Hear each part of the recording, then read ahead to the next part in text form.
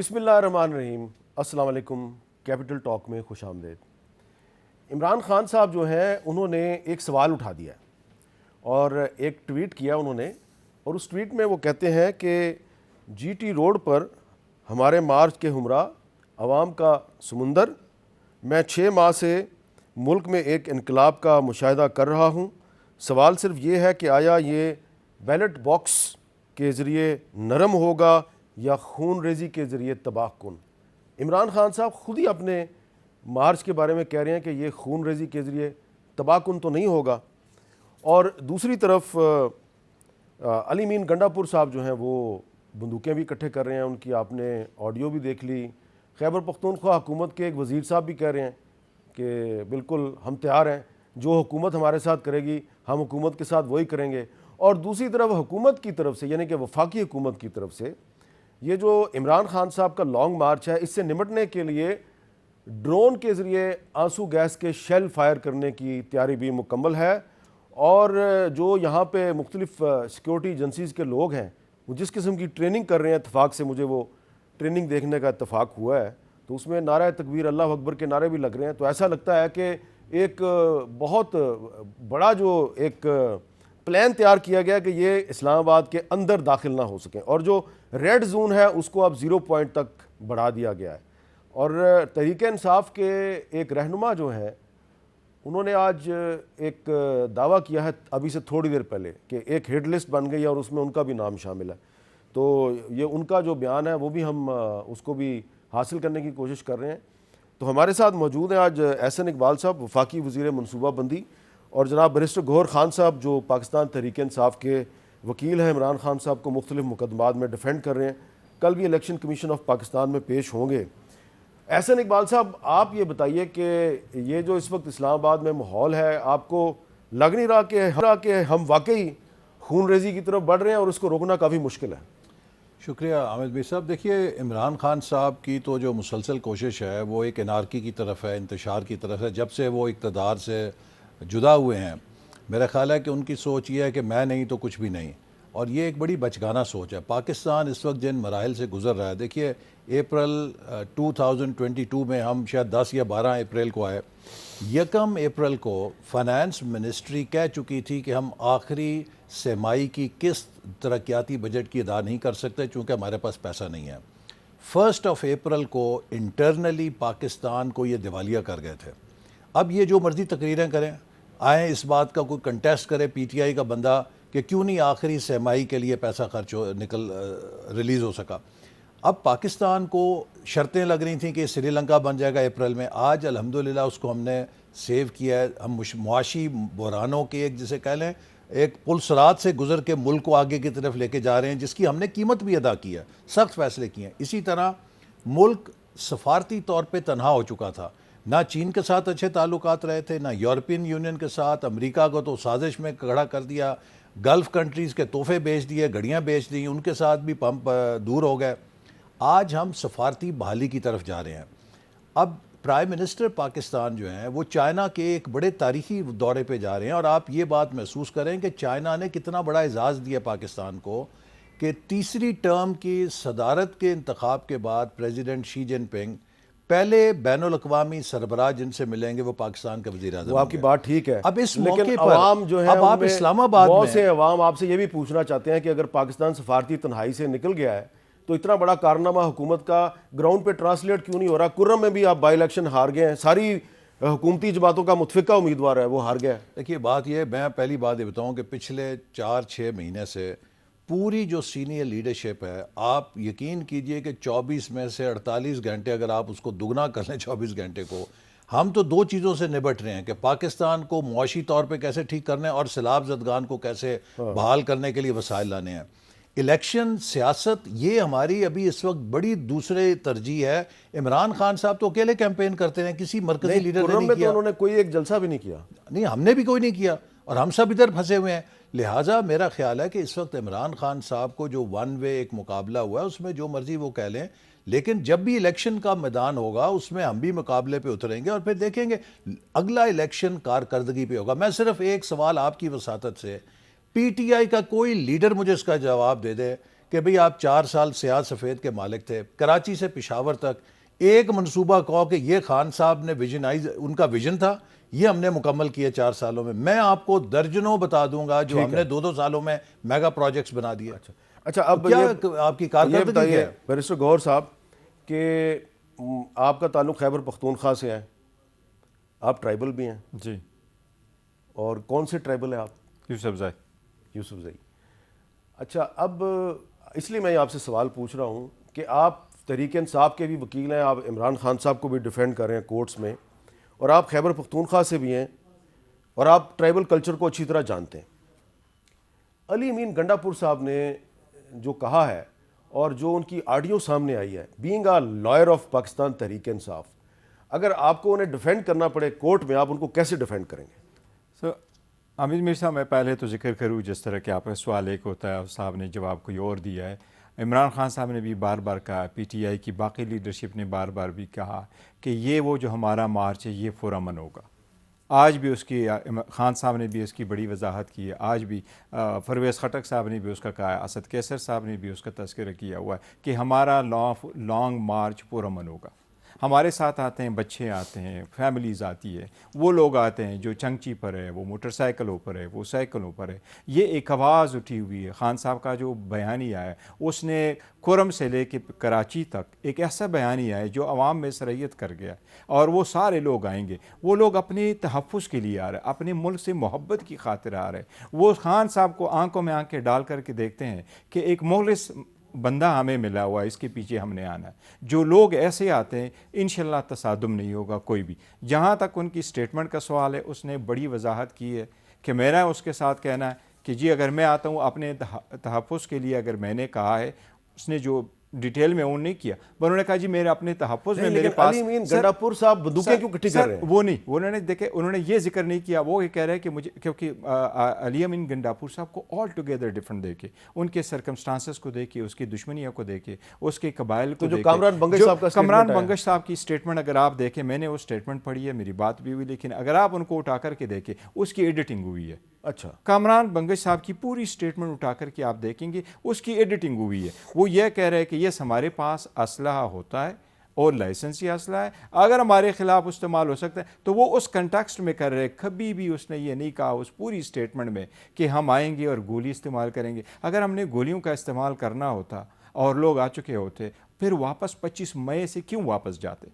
اور جو یہ ڈرون سے آ کر کے اپنے لوگوں پہ، میں نے ہسٹری میں پہلی مرتبہ دیکھا کہ اپنے لوگوں سے آپ ڈرون سے شیلنگ کروا رہے۔ سپریم کورٹ نے آرڈر کیا تھا اور سپریم کورٹ کے آرڈر کے مطابق ہم ہوا۔ ابھی خان صاحب نے کہا ہے کہ ہمیں جو جگہ ملے گی ہم نے وہاں، لیکن آج سپریم کورٹ میں تو جو تحریک انصاف کے وکلا ہیں انہوں نے ایک ایسا موقف پیش کیا کہ ایسا لگ رہا ہے کہ وہ عمران خان کو پہلے ریپرزینٹ ہی نہیں کر رہے تھے۔ نہیں سر، وہ ایکچولی ہوا یہ تھا، یہ اسلام آباد سپریم کورٹ میں جو پٹیشن دائر ہوئی تھی وہ اسلام آباد ہائی کورٹ بار ایسوسی ایشن نے کی تھی۔ ہائی کورٹ بار ایسوسی ایشن اسائج کی ہمارا پکڑ دکڑ شروع ہے اور ہمیں اٹھا رہے ہیں تو آپ کوشش کریں۔ اس کے تناظر میں سپریم کورٹ نے ایک آرڈر پاس کیا کہ آپ جلسہ کر لیں، آپ کو اجازت ملے گی H9 یا H8 میں، اس کے H9 یا G9 میں، اس کے، اور آپ ادھر ڈی چوک پہ نہیں آئیں گے اس کے حساب سے۔ اب سپریم کورٹ نے اس میں کہا، جب رپورٹیں آئی ہیں تو سپریم کورٹ میں نے نوٹس نہیں ایشو کیا وکلاء صاحبان کو، نہ فیصل چودھری صاحب کو، نہ بابر امان صاحب کو، نہ خان صاحب۔ انہوں نے کہا چونکہ اس میں ان کا ذکر نہیں ہے، وکلاء نے انڈرٹیکنگ نہیں دی تھی، اس لیے لہٰذا ہم صرف جواب مانگتے ہیں ان سے کہ ایجنسیوں نے جو لکھا ہے اس پہ ہمیں جواب دیں۔ علی امین گنڈا پور کی سٹیٹمنٹ کو آپ لیگلی جائز سمجھتے ہیں؟ سر میں ان کو یہ کہہ رہا ہوں، یہ ان کی سٹیٹمنٹ ہے، میں ان سے انسٹرکشن میں نے نہیں لی ہیں کہ وہ کیا کہتا ہے۔ اور اچھا، کامران بنگش سے آپ نے لی ہے؟ کامران بنگش صاحب کے حد تک میں یہ ضرور کہتا ہوں کہ ان کی سٹیٹمنٹ میں نے جو پڑھی ہے وہ ایڈیٹنگ ہوئی ہے۔ اگر ان کی سٹیٹمنٹ آپ دیکھ لیں، انہوں نے یہ نہیں کہا کہ ہمارا جو لانگ فار انسٹنس اگر وہ پورا آپ پڑھ لیں، وہ کہیں بھی یہ نہیں کہتے کہ ہمارے ورکر، ہماری قیادت تیار ہیں اور ہم جو مر کے مریں گے لیکن ہم جا کے کریں گے۔ یہ آپ کی وساطت سے سر یہ انشاءاللہ تعالیٰ باور کراتے ہیں ہمارا مار جو ہے نا پرامن ہوگا۔ جہاں خان صاحب کا تعلق ہے، انہوں نے کہا کہ گولی یا جس طرح خون ریزی، ان کا مطلب یہ ہے کہ اعلان کرے تاکہ ہم اسٹرگل ہی سارا اس کے لیے۔ جی پلیز دیکھیے، یہ تو آپ امین گنڈا پور کو یا بنگے صاحب کو چھوڑیں، it has come from horses mouth. Imran Khan خود دھمکی دے رہا ہے کہ خونی میں انقلاب لے کر آؤں گا، اور واٹ از ہی امپلائنگ؟ وہ یہ کہتے ہیں کہ قتل و غارت بھی میں کر سکتا ہوں۔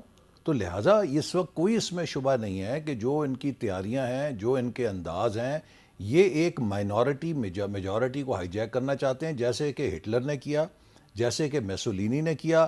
ایک مخصوص طبقے کو انہوں نے بھی اپنے پیچھے لگا لیا، اپنی ڈگڈگی بجا کے، جھوٹ کو سچ بنا کے، پروپیگنڈے کی طاقت سے۔ کیا ہٹلر فالوئنگ کے ساتھ نہیں آیا تھا؟ کیا میسولینی نے فالوئنگ نہیں پیدا کی تھی؟ لیکن اس کے بعد انہوں نے اپنا فیشسٹ ایجنڈا اپنایا۔ آج خان صاحب جمہوریت کی بات کرتے ہیں، میں کہتا ہوں کہ یہ 4 سال میں اپنی جمہوریت بتائیں، میں اس کا بھگتا ہوا ہوں نا، میں آپ کے سامنے بیٹھا ہوں۔ عمران خان کی جمہوریت کو بھگت کے سزائے موت کے قیدی کی چکیوں میں ہم نے گزارا ہے وقت، اسی طرح اپوزیشن کے ہر لیڈر نے ان کی جمہوریت کا مزہ چکھا ہوا ہے کہ جھوٹے کیسوں کے اندر کس طرح فریم کرتے تھے، صحافیوں کے ساتھ یہ کیا سلوک کرتے تھے، پارلیمنٹ کو کس طرح بلڈوز کیا کرتے تھے، میڈیا کا گلا کیسے وہ دبایا کرتے تھے۔ تو اس لیے یہ صحافیوں کے ساتھ تو ابھی بھی وہی کچھ ہو رہا ہے۔ نہیں، لیکن وہ تو صحافی پاکستان چھوڑ کے بھاگ رہے ہیں۔ صحافیوں کے ساتھ جس سطح کے اوپر اس دور میں ہوا ہے، میں سمجھتا ہوں کہ اس کی کوئی مثال نہیں ملتی۔ اسی طرح پاکستان کے اندر جس سطح پر اپوزیشن کے ساتھ، آج تو عمران خان صاحب کو 24 گھنٹے کے اندر پی ٹی آئی کے ہر بندے کو 24 گھنٹے میں بیل مل جاتی ہے۔ ہماری تو بیل ایپلیکیشنیں یہ نہیں لگنے دیا کرتے تھے 6 مہینے، لوگ اپنی ہیئرنگ کے لیے ترستے رہتے تھے۔ تو اس لیے ان کو تو موج لگی ہوئی ہے آج کل۔ اچھا، اب بیرسٹر صاحب آپ کو میں نے ایک عمران خان صاحب کا آج کا ایک سٹیٹمنٹ ہے وہ سنوانا، ذرا سنیں وہ کیا کہہ رہے ہیں۔ جب تک اندر میر جعفر اور میر صادق نہ ہو کوئی سازش کامیاب نہیں ہوتی۔ وہ بگوڑا باہر بیٹھ کے انتظار کر رہا ہے کہ یہاں ماحول سازگار ہو، یہاں طاقتور حلقوں سے انڈرسٹینڈنگ ہو کہ وہ پھر سے واپس آ جائے۔ نواز شریف تم بھی سن لو اور تمہارے سہولت کار بھی سن لو، سب سن لو، ہینڈلر سن لو کہ یہ پاکستانی قوم ہے، یہ بھیڑ بکریاں نہیں ہیں۔ اچھا، مجھے آپ سے یہ نہیں پوچھنا کہ وہ ہینڈلرز کس کو کہہ رہے ہیں، ظاہری بات ہے آج کل تو وہ کچھ فوجی افسران کے نام بھی لے رہے ہیں، تو میں آپ سے یہ نہیں پوچھتا، لیکن میں نے پوچھنا آپ سے یہ ہے کہ ایک طرف وہ اتنی سخت سٹیٹمنٹ دیتے ہیں، پھر تھوڑی دیر بعد وہ بڑے ادب سے پیغام دیتے ہیں۔ ذرا سنیں ادب سے کیا پیغام دے رہے ہیں۔ بڑے ادب سے آپ کو پیغام دے رہا ہوں کہ اللہ کا واسطہ ہے، قوم کی آواز سن لو، یا ایک طرف کھڑے ہو چوروں کے ساتھ اور ہمیشہ ذلیل ہو، اور یا حق اور سچ کے ساتھ کھڑے ہو۔ اب بند کر لو یہ فیصلے جو کرتے ہیں آپ کہ جب فیصلہ کیا یہ چور ہے اور اب فیصلہ کیا یہ پاک ہو گیا، پھر فیصلہ کیا چور ہے اب پھر پاک کر دیا۔ خدا کے واسطے پاکستانی قوم کو جانور نہ سمجھو، ہم گائے بھینسیں نہیں ہیں، ہم بھیڑ بکریاں نہیں ہیں۔ جو عمران خان صاحب کا جو لب و لہجہ ہے، کچھ لوگوں کے نام لے رہے ہیں، وہ آپ کو نہیں لگتا کہ وہ ایک مستقل نااہلی کی طرف بڑھ رہے ہیں؟ میرا نہیں خیال ہے انشاءاللہ تعالیٰ مستقل نااہلی کی طرف نہیں بڑھیں گے۔ دیکھیں، پہلی والی سٹیٹمنٹ میں انہوں نے جو ریفر کیا ہے وہ نواز شریف کو ریفر کر رہے ہیں اور انہی کا کہہ رہے ہیں کہ ان کو انتظار اس بات کا ہے۔ آپ نے دیکھ لیا جہاں سے نواز شریف صاحب گئے ہیں، وہ یہاں سے کورٹ سے انڈرٹیکنگ دے کے اس بات میں چلے گئے کہ جی میں علاج کے لیے جا رہا ہوں، اور 4 ہفتے کی پرمیشن لے کر کے چلے گئے اور اب تک واپس نہیں آئے۔ اور ہم نے بھی بڑی حمایت کی تھی کہ جی نواز شریف صاحب کو بھیجیں۔ ہم نے بھی کہا تھا کہ جی وہ آ جائیں گے، لیکن وہ نہیں آئے۔ لیکن right at the airport he was all right, اور وہاں چلے گئے۔ تو ان کا مطلب ہے کہ وہ کس چیز کا انتظار اسی انتظار کر رہے ہیں کہ وہ مقتدر حلقے جس کا سب لوگوں کو شک ہے کہ وہ ایسے لوگ چاہتے ہیں وہ پاور میں آ جائیں، وہ کیسے لوگ کب آ رہے ہیں، اس کا سب لوگوں کو انتظار ہے وہ دن کب آئے گا۔ شاید ان کو کسی چیز کا ضرور کوئی انتظار ہے، we don't want to go into that question, ان کو ضرور کوئی انتظار ہے، تب جا کے وہ آئیں گے۔ جہاں تک خان صاحب کہہ رہے ہیں کہ میں ادب سے آپ کو کہہ رہا ہوں، تو میرا مطلب یہ کہ دیکھیں ہمارے جتنی بھی ادارے ان کی کنسٹیٹیوشنل رسپانسبلٹی ہے، اور جس طرف ہم اسٹیبلشمنٹ کو ریفر کر رہے ہیں ان کی سب سے زیادہ کنسٹیٹیوشنل رسپانسبلٹی ہے۔ کوئی بندہ جب دو یہ اپوزیشن اور گورنمنٹ ہے، اور عمران خان صاحب اس وقت ابھی الیکشن ہوئے، اور آپ نے صحیح فرمایا کہ دیکھیں اس وقت جو الیکشن ہوئے ہیں وہ 8 سیٹیں جیت گئے، 7 سیٹیں جیت گئے، 87% اس کی جیت ہے، 50% سے زیادہ ایک پارٹی ووٹ لے رہی ہے، اور سارے کے سارے۔ اچھا نہیں، مجھے آپ ایک وکیل کی حیثیت سے بتائیے، وکیل کی کہ جب ایک فارمر پرائم منسٹر جو ہے وہ کچھ سرونگ آرمی افسران کے سیاسی جلسوں میں نام لیتا ہے اور ثبوت نہیں پیش کرتا، ثبوت پیش کرنا ضروری ہے، تو کیا یہ غیر قانونی نہیں ہے؟ میرا خیال ہے دیکھیں انہوں نے نام نہیں لیا، وہ کہہ یہی رہی ہے کہ آپ نیوٹرل نہ رہیں۔ آپ نے اگر اپنا، میں جو کہنا چاہ رہا تھا وہ یہ کہ کنسٹیٹیوشنلی کچھ اداروں کی تو ذمہ داری بڑی ہے۔ لوگ سپریم کورٹ کو بھی کہتے ہیں کہ آپ انٹروین کر لیں، سوموٹو لے لے, انٹروین کر لے. ہاں. یہ ایسے ایک ادارے بھی ہے کہ اگر آپ کو پتہ ہے اس وقت وہ لوگ ان پاور ہے جس کی 20% 27 کلومیٹر پہ ان کی حکومت ہے اور 80% کسی اور کے پاس ہے, اور جو لوگ سارے نکلے ہوئے جو چنگچیوں پہ آتے ہیں, جو سارے موٹر سائیکلوں پہ آ رہے ہیں, ان لوگوں کا کیا؟ اچھا, ایک فقط اتنی آواز میرا سوال ہے آپ سے, کیونکہ آپ وکیل ہیں, لوگ صرف عدالتوں سے سوال نہیں پوچھتے, ہم سے بھی سوال پوچھتے ہیں کیونکہ ہم صحافی ہیں. مجھ سے آج ایک یونیورسٹی کے پروفیسر جو ہیں, جو کہ میس کمیونیکیشن پڑھاتے ہیں, یعنی کہ جرنلزم پڑھاتے ہیں, انہوں نے مجھے کال کر کے ایک سوال پوچھا ہے اور کہا ہے کہ جی یہ سوال ہم سے اسٹوڈنٹ پوچھ رہے ہیں, تو میں آپ سے پوچھ رہا ہوں کہ جی یہ سوال جو ہے اس کا میں کیا جواب دوں اسٹوڈنٹ کو. سوال وہ یہ ہے کہ وہ کہتے ہیں جی کہ حامد میر, آپ نے پچھلے سال اسد طور پر جب حملہ ہوا تو آپ نے ایک تقریر کی پریس کلب کے باہر, اس میں آپ نے کسی فوجی افسر کا نام نہیں لیا, صرف آپ نے ایک لفظ استعمال کیا جنرل رانی, وہ جو کوئی سرونگ آرمی آفیسر نہیں تھا. آپ پر 9 مہینے تک پابندی لگی رہی, حالانکہ کسی پیمرا نے یا کسی تھانے میں ایف آئی آر درج نہیں ہوئی. ہاں, غداری کے میرے پہ ایف آئی آر درج کرانے کی کوشش ہوئی, لیکن ہم نے ان کا سامنا کیا. سوال وہ یہ پوچھتے ہیں کہ پھر آپ نے بی بی سی پہ یہ کہا, بی بی سی پہ میں نے یہ کہا, جب مجھے سوال پوچھا گیا کہ میں اس کا ذمہ دار عمران خان کو نہیں سمجھتا, اسٹیبلشمنٹ کو سمجھتا ہوں, انہوں نے پابندی لگائی ہے, لیکن پھر مجھے غلط ثابت کرنے کے لیے عمران خان کی حکومت کے منسٹرز نے مختلف ٹی وی چینلز کو فون کیے کہ اس کو تم نے اپنے شو پہ نہیں آنے دینا. تو وہ سوال یہ پوچھتے ہیں کہ آپ نے تو کسی کا نام نہیں لیا تھا, 9 مہینے پابندی لگی رہی. عمران خان صاحب روزانہ کسی فوجی افسر کا نام لیتے ہیں, پھر بھی ان کی تقریریں چلتی ہیں. ایک پاکستان میں 2 قانون کیوں ہیں؟ سر, پاکستان بھی ایک ہی ہوگا انشاءاللہ, قانون بھی یہی ہوگا. اگر پاسٹ میں کوئی غلطیاں ہوئی ہے تو جس طرح the maxim goes two wrong can make it right, اگر کوئی غلطیاں ہوئی ہے پہلے ہوئی ہیں وہ ریپیٹ نہیں ہونی چاہیے. اور کسی بھی اسٹیبلشمنٹ ہو یا گورنمنٹ ہو, اس کے پاس یہ اختیار نہیں ہونا چاہیے کہ کسی کی آواز کو دبائیں. اگر خان صاحب کے کہیں کہ آن اینڈ آپ اس کی طرف ہے, آپ ان کی الفاظ دیکھیں, کیا اس الفاظ میں کوئی ایسا لفظ ہے جس پہ آپ کہیں کہ یہ لیگل کنسٹیٹیوشنل کوئی وہ الزام لگا رہے ہیں کہ اعظم سواتی پہ تشدد جو ہے. سر, اعظم سواتی پہ تشدد کا میں پہلے انہوں نے ایک لفظ استعمال کیا ڈرٹی ہیری, پھر انہوں نے ایک فوجی افسر کا نام لیا اور کہا یہ ہے ڈرٹی ہیری. الفاظ کی ادائیگی کیا ہوتی ہیں وہ تو ایک الگ بات ہے, لیکن کہا کیا ہے, حقیقت کیا ہے, وہ یہ. اعظم سواتی صاحب کو جس وقت لے کے آئیں, ان کے ساتھ جو وکیل تھے, وکیل صاحب نے کہا, وہ ان کا بھتیجا تھا, انہوں نے کہا اعظم سواتی صاحب نے مجھے رات 3 بجے کہا تھا بیرسٹر گور خان صاحب کو کال کرو. میں نے کہا جی بہت لیٹ ٹائم ہے. اس سے میں آپ کو بتاؤں, جب کورٹ میں گئے تو اعظم سواتی صاحب نے خود کہا کہ میرا ایک فریکچر ہوا ہے فنگر, آپ اس کو ڈاکٹر کے ساتھ, جج صاحب کو خود کہا. پھر بابر امان صاحب نے ان کو کہا کہ اس طرح ہے کہ آپ کی پروسیکیوشن کا وکیل بھی جج صاحب آپ کے ساتھ آ جائیں. سواتی صاحب کہہ رہے ہیں کہ میرے اوپر تشدد ہوا ہے تو آپ ان کو دیکھ لیں. جج صاحب نے بادر نہیں کیا کہ دیکھ لیں. سر, یہ تو ایک حقیقت ہے کہ اس پہ تشدد ہوا ہے. اچھا, اور اگر آپ ان کی ویڈیو دیکھ لیں گھر کی, آپ کو پتہ چل جائے کہ کوئی چیز انہوں نے چھوڑی نہیں ہے جب تک ان کو بریک نہیں کیا. اور اگر آپ کسی اگر آپ کہہ رہے ہیں میرے پاس ہے, اگر آپ چاہیں تو میں تشدد ہوا ہے جی, لیکن ہمارے جو شہید دوست ہیں ارشد شریف صاحب, وہ اپنے پروگراموں میں اعظم سواتی صاحب کے بارے میں جو کہتے تھے وہ میں نہیں چلاتا کوئی بھی. سر, اگر کوئی, میں یہ نہیں کہہ رہا سر, جو ایون دا ہینیسٹ کرائم بھی کوئی کمٹ کرے, قانون ان کو یہ رائٹ دیتا ہے کہ آپ کے ساتھ تشدد نہ. اچھا, اب احسن اقبال صاحب ایک تحریک انصاف کے رہنما ہے, اس وقت خان صاحب کے ساتھ کنٹینر پہ ہیں, پچھلے 3 دن سے مسلسل کنٹینر پہ ہیں. انہوں نے آج ایک سٹیٹمنٹ اپنا ہمیں بھجوایا, ذرا سنیں وہ کیا کہہ رہے ہیں.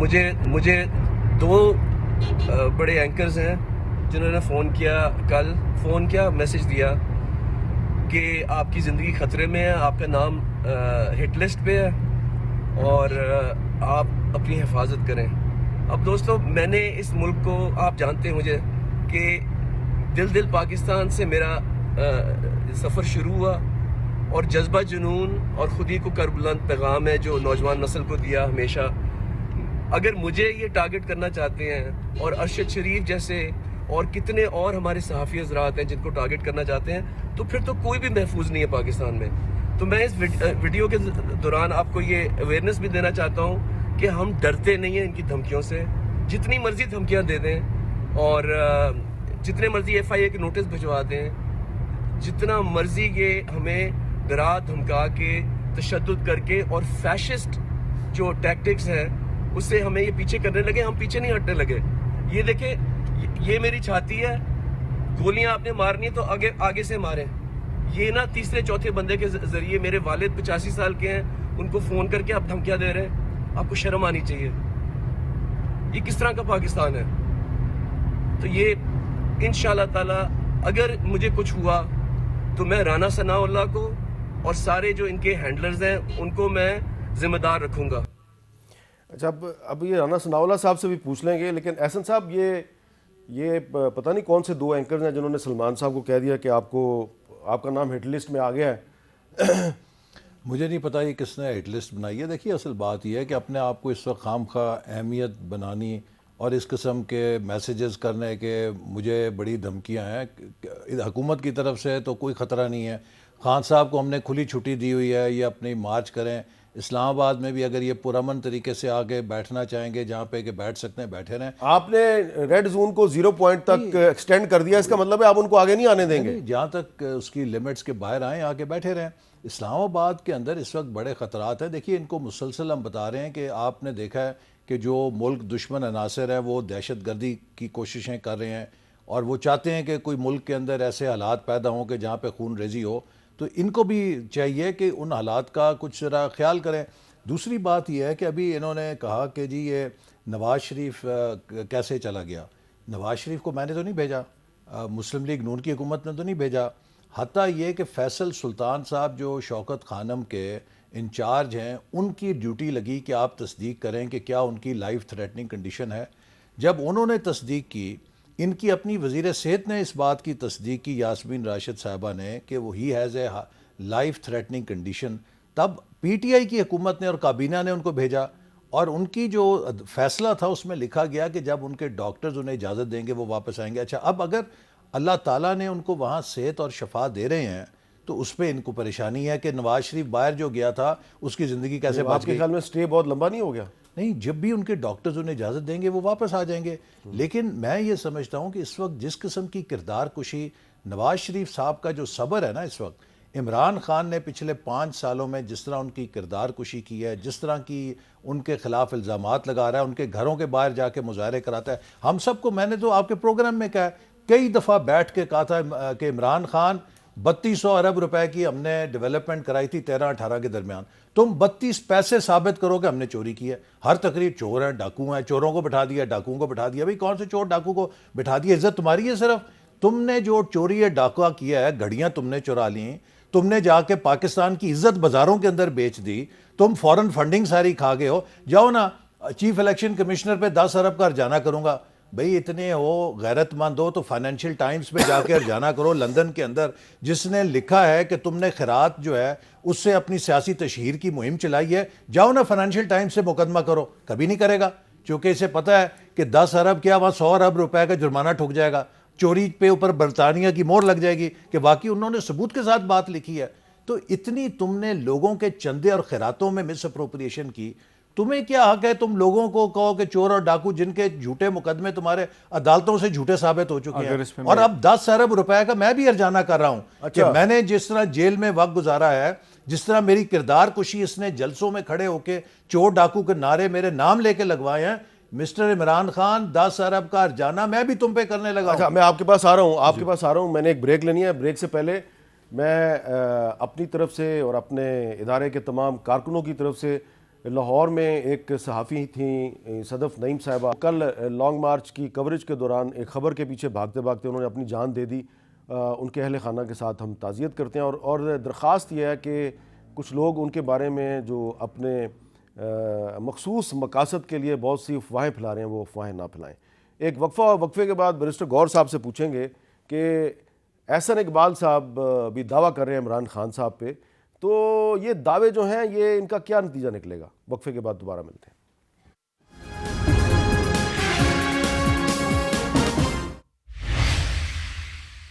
کیپٹل ٹاک میں دوبارہ خوش آمدید.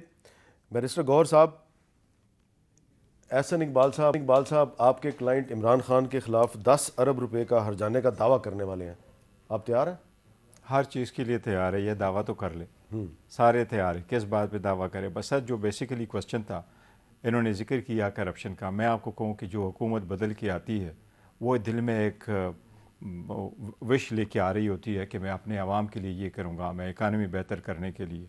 ان کا کیا ہوا کہ صرف اس بات کو دیکھ لیں، سب سے پہلا کارنامہ ان کا یہ تھا حکومت آ جاتی ہے اپریل میں، سب سے فرسٹ لا دے پارلیمنٹ سے پاس کروایا وہ نیب کی امینڈمنٹ ہے، اور نیب کی امینڈمنٹ میں یہ ترمیم یہ کر دیتے ہیں جس 1 مہینے کے اندر کہ 50 کروڑ سے کم جتنے بھی کیسز ہوں گے وہ واپس ہوں گے، اور پورے صوبوں میں سے جتنے بھی کیسز تھے وہ سارے کیسز واپس ہو گئے۔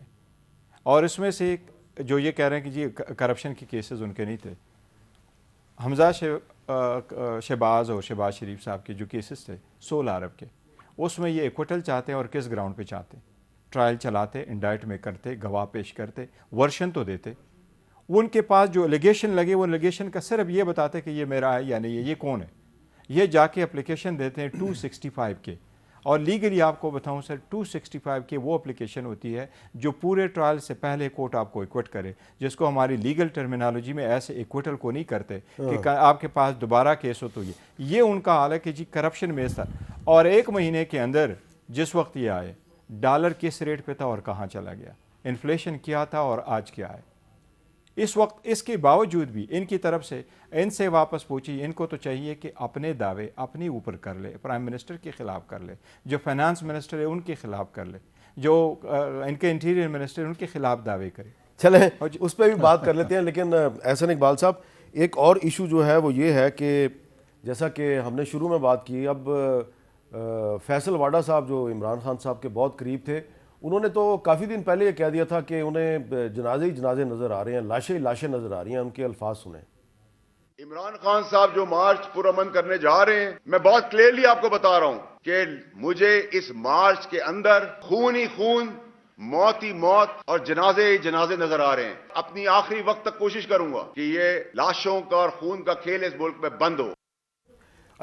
اچھا احسن صاحب، اب جو فیصل واڈا صاحب ہیں وہ ہمارے مرحوم ساتھی ارشد شریف صاحب کی اسیسینیشن کا الزام بھی پی ٹی آئی کے کچھ لیڈروں پہ لگا رہے ہیں، تو اس کا مطلب یہ نہیں ہے کہ فیصل واڈا صاحب تو اندر سے آپ کے ایجنڈے پہ کام کر رہے ہیں؟ نہیں دیکھیے، وہ ایک انسائیڈر ہے نا، اور جیسے وہ ایک محاورہ بھی ہے کہ گھر کا بھیدی لنکا ڈھائے، تو گھر سے ہی کوئی بات گواہی دے گا نا، اور ہو سکتا ہے کہ انہوں نے ساری چیزیں ان کے مشاہدے میں ہوں، ان کے علم میں ہوں، اور اگر وہ یہ باتیں کر رہے ہیں تو ان کو ہمیں ضرور سننا پڑے گا توجہ کے ساتھ، کیونکہ وہ عمران نیازی صاحب کے نہایت ہی معتمد ترین ساتھیوں میں تھے اور وہ ان کی کچن کیبنٹ کا حصہ تھے۔ تو اس لیے میں یہ کہہ رہا ہوں کہ اس وقت عمران نیازی صاحب بالکل اندھے ہو گئے ہیں اپنی انا کے اندر، اپنی خودی کے اندر، پورے ملک کو داؤ پہ لگایا ہوا ہے۔ اور یہ جو لانگ مارچ ہے، اگر آپ دیکھیں تو سوائے یہ کہ جس مقام پہ وہ جاتے ہیں وہاں ان کے ٹکٹ ہولڈرز 4-5 ہزار لوگ اکٹھے کر لیتے ہیں، یہ کوئی بھی جو نیشنل پارٹی ہے وہ اپنے اس ضلع کے ٹکٹ ہولڈرز کو کہے اتنے بندے آسانی سے ہر کوئی اکٹھے کر سکتا ہے، کوئی اس میں غیر معمولی بات نہیں ہے، کوئی اس میں یہ نہیں ہے کہ جوگ در جوگ لوگوں کا سمندر آ گیا ہے۔ یہ ایک ہر ضلع کے اندر ان کی پارٹی کے لوگ اپنے بندے اکٹھے کرتے ہیں، کہیں 4,000 ہو گئے، کہیں 3,000 ہو گئے، کہیں 2,000 ہو گئے، یہ کوئی غیر معمولی کراؤڈ نہیں ہے۔ وہ آ جائیں، جتنی دیر لگا کے آئیں گے بیٹھے رہیں گے، لیکن دشمن طاق میں ہے، دشمن چاہتا ہے کہ پاکستان میں اس وقت ایسی خون ریزی ہو جس سے حالات خراب ہوں۔ ابھی ہم فیٹف سے نکلے ہیں، دیکھیے یہ چیزیں ہضم نہیں ہو رہی نا خان صاحب کو، ہم فیٹف سے نکلے ہیں، پاکستان اقتصادی تعلقات بحال کر رہا ہے، سی پیک دوبارہ بحال ہو رہا ہے، چین کے ساتھ تعلقات بحال ہو رہے ہیں، امریکہ کے ساتھ ہم تعلقات نارملائز کر رہے ہیں، گلف کے ساتھ بڑی کامیاب سفارتکاری ہو رہی ہے، سعودی عرب کے کراؤن پرنس پاکستان آنے والے ہیں۔ یہ سب چیزیں خان صاحب کو کھٹک رہی ہیں کہ اگر ملک پٹڑی پہ چڑھ گیا تو میرا کیا بنے گا۔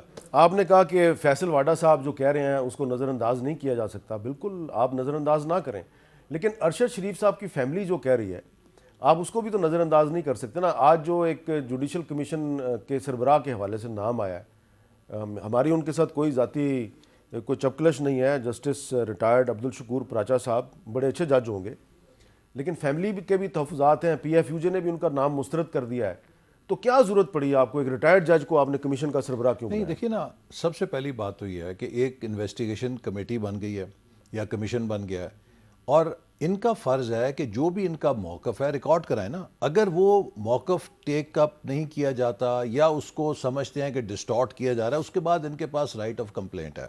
لیکن اگر آپ اپنا موقف ہی نہیں ریکارڈ کرانا چاہتے، آپ کے پاس جو معلومات ہیں آپ شیئر ہی نہیں کرنا چاہتے، تو پھر اس کے آگے بات کیسے بڑھے گی؟ اس لیے میں بڑے ادب سے کہوں گا کہ جو ان کی فیملی ہے اس کے پاس جو بھی معلومات ہیں وہ شیئر کریں، اور ہمارے جو افسران ہیں، یہی ادارے ہیں نا ملک کے، آئی بی ہے، اسی طرح ہماری پولیس ہے یا جو ہمارے ادارے ہیں انہوں نے انویسٹیگیشن کرنی ہے. کوئی بھارت کی یا برطانیہ کی یا امریکہ کی پولیس آ کے تو نہیں انویسٹیگیٹ کرے گی. تو اس لیے ان کو جو بھی ان کے شواہد ہیں وہ شیئر کریں, اس کے اوپر بڑی شفاف تحقیقات ہوں گی.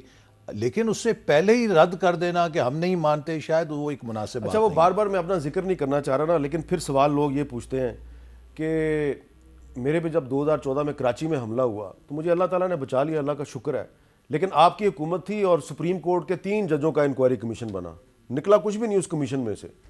تو ایک زندہ آدمی پہ تو سپریم کورٹ کے 3 سرونگ ججوں کا انکوائری کمیشن بنا, headed by chief justice of Pakistan, اور ارشد شریف صاحب شہید ہو گئے, دنیا سے چلے گئے, ان کی انکوائری کے لیے ایک ریٹائرڈ جج آف دی ہائی کورٹ.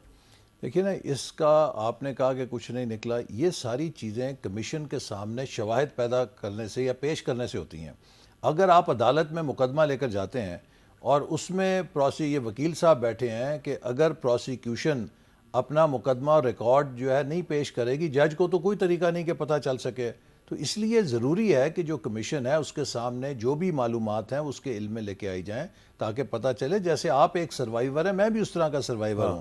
میرے خلاف بھی پی ٹی آئی نے لوگوں کو اکسایا اور میرے اوپر بھی جان لینے کی کوشش. آپ کی گولی بھی ابھی تک جسم کے اندر میرے جسم کے اندر ہے. میرے جسم کے اندر 2 گولیاں ہیں. ایک بریک لیتے ہیں جی, بریک کے بعد دوبارہ ملتے ہیں.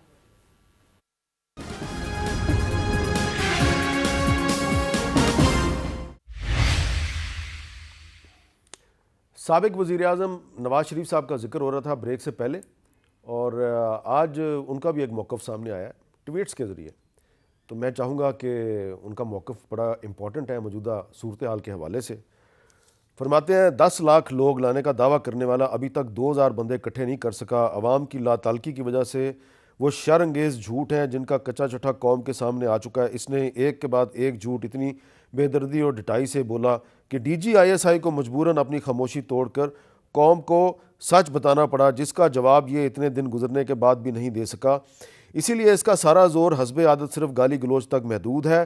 میں نے شہباز شریف سے کہہ دیا ہے کہ یہ 2000 کا جتھا لے آئے یا 20,000 کا, نہ اس فتنے کا کوئی مطالبہ سننا ہے, نہ ہی اسے کوئی فیس سیونگ دینی ہے. تو بیرسٹر گور صاحب, مذاکرات کی بات تو ہو گئی, ختم. میرا تو یہ خیال تھا کہ عمران نواز شریف صاحب ٹھیک ہو گئے ہیں اور اس کو واپس آنا چاہیے, پر اگر یہ ٹویٹ ان کی ٹھیک ہے تو اس کا لگتا ہے واقعی وہ بیمار ہے. ان کو یہ نہیں پتا کہ کتنے سیٹیں عمران خان صاحب جیت گئے, کتنے لوگ اس وقت عمران خان صاحب کے پیچھے ہیں, اور کتنے لوگوں کا وہ مجمع لے کے آ رہے ہیں, اور وہ سارے لوگ ان کے ساتھ ہیں. جہاں تک اس کا تعلق ہے کہ جی وہ مذاکرات ہو رہے ہیں کہ نہیں, ان کا تو 2 ٹوک الفاظ کیا ہے کہ جو مذاکرات ہیں ان کے ساتھ تو مذاکرات ہو ہی نہیں رہے. لیکن اسد عمر صاحب کچھ کہتے ہیں اور عمران خان صاحب کچھ کہتے ہیں. جو عمران خان صاحب نے کہا وہی ہے. اچھا, اب احسن اقبال صاحب, آخری سوال, یہ جو نواز شریف صاحب نے یہ جو اسٹیٹمنٹ دیا ہے تو وہ ایک انگیخت نہیں کیا انہوں نے پی ٹی آئی کے سپورٹرز کو کہ نواز شریف کہہ رہا ہے کہ 2000 بھی بندے اکٹھے نہیں ہوئے, تو اب جس نے نہیں تھا آنا اب وہ بھی آئے گا. نہیں, وہ آج دیکھیں اس وقت صورتحال یہ ہے کہ عمران خان صاحب کا مطالبہ ہے کہ مجھے الیکشن چاہیے. اس ملک میں آئین ہے نا, آئین کے تحت الیکشن صرف 2 صورتوں میں ہو سکتے ہیں, تیسری کوئی صورت نہیں ہے. یہ وکیل صاحب بیٹھے ہیں, یہ مجھے بتا دیں. پہلی صورت یہ ہے کہ جب اسمبلیاں اپنی مدت ختم کرتی ہیں تو خود بخود تحلیل ہو جاتی ہیں اور 2 ماہ کے اندر الیکشن ہوتے ہیں. دوسری صورت یہ ہے کہ وزیر اعظم قومی اسمبلی کو تحلیل کرے, اس کے بعد 90 دن کے اندر انتخابات ہو سکتے ہیں. لیکن جنرل الیکشن تب بھی نہیں ہو سکتا, کیونکہ جنرل الیکشن کے لیے آپ کو قومی اسمبلی کے ساتھ 4 صوبائی اسمبلیز کے وزرائے اعلیٰ کو بھی کہنا پڑے گا کہ وہ بھی اپنی اپنی اسمبلیاں تحلیل کریں. اسی لیے ہم بار بار یہ کہتے ہیں کہ اگر واقعی سنجیدہ ہیں عمران خان صاحب الیکشن ڈیمانڈ کرنے میں, تو اس کا پہلا قدم یہ ہو سکتا ہے کہ یہ خیبر پختونخوا اور پنجاب اسمبلی جہاں ان کے اپنے وزرائے اعلیٰ ہیں وہاں سے بسم اللہ کریں نا. وزیر اعلیٰ پنجاب کو کہیں, وزیر اعلیٰ خیبر پختونخوا کو کہیں کہ بھی اسمبلیاں تحلیل کرنے کی ایڈوائس دیں. خیبر پختونخوا والا تو تحلیل کر دے گا, پنجاب والا نہیں کرے گا. نہیں, میرا مقصد ہے کہ آپ کو بھی ان سے تجربہ ہو چکا ہے. میرا مقصد یہ ہے کہ جب خود پی ٹی آئی یکسو نہیں ہے کہ الیکشن فوری کرانے یا نہیں کرنے, لوگوں کو کیا مسالہ بیچ رہے ہیں آپ. لیکن جو چیف منسٹر پنجاب پرویز لائی صاحب کہتے ہیں کہ بھائی ہم نون لیگ سے مذاکرات نہیں کر رہے, میں کر رہا ہوں, ان سے مذاکرات کر رہا ہوں جو اصل فیصلہ کرتے ہیں, اس کا کیا مطلب ہے؟ یہ تو پرویز لائی صاحب بتا سکتے ہیں. لیکن میں صرف یہ کہنا چاہتا ہوں کہ اگر عمران خان صاحب نے الیکشن لینا ہے تو اس کی پھر ایک ہی صورت ہے وہ قومی اسمبلی میں آئیں، آ کے تحریک عدم اعتماد جس طرح خود نکلے تھے حکومت کے خلاف پیش کریں. اگر ان کے پاس 172 MNAs ہیں وہ وزیر اعظم بن کے تو اسمبلی تحلیل کرنے کا حکم نامہ جاری کر دیں. اس کے علاوہ کوئی راستہ نہیں ہے کہ الیکشن ملک کے اندر ہو سکے. یہاں انارکی نہیں ہو سکتی، یہاں پہ جتھوں کے ساتھ الیکشن نہیں لیا جا سکتا. لہٰذا ان کو انتظار کرنا چاہیے. لیکن ان کی یہ ساری جد و جہد الیکشن کے لیے نہیں ہے. ان کی ساری جد و جہد اس کے اوپر تھی کہ وہ آرمی چیف کے فیصلے پہ اثر انداز ہونا چاہتے تھے. اچھا، میرا وقت ختم ہو گیا. بہت بہت شکریہ آپ دونوں کا. اور یہ جو ہے اس کو ہم نظر انداز نہیں کر سکتے. بہت سے لوگوں کا یہ خیال ہے کہ اس وقت پاکستان میں یہ جو اتنا بڑا کڑماس پڑا ہوا نا، اتنی بڑی لڑائی چل رہی ہے، یہ صرف اس لیے چل رہی ہے کہ عمران خان اپنی مرضی کا آرمی چیف لانا چاہتے ہیں اور شہباز شریف صاحب اپنی مرضی کا آرمی چیف لانا چاہتے ہیں. اور اسی لیے افواج پاکستان کا یہ موقف بڑا اہم ہے کہ بھائی خدا کے لیے ہمیں سیاست سے دور رکھو. اجازت دیجیے. اللہ حافظ.